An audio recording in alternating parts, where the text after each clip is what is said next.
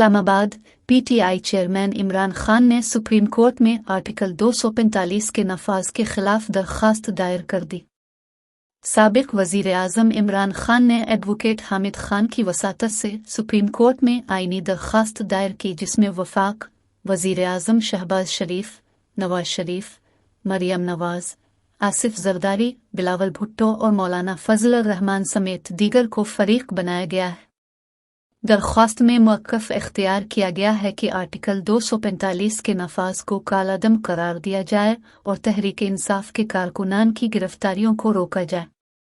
درخواست میں army act اور آفیشل سیکرٹ ایکٹ کے تحت سویلین کا ٹرائل غیر آئینی قرار دیتے ہوئے ٹرائل کالعدم قرار دینے کی استدعا کی گئی ہے۔ درخواست میں مزید کہا گیا ہے کہ نواز شریف اور مریم نواز نے پروپیگنڈا کیا کہ عمران خان اپنا آرمی چیف لانا چاہتے ہیں۔ یہ سارا ڈرامہ نواز شریف اور مریم نواز کا رچایا ہوا ہے۔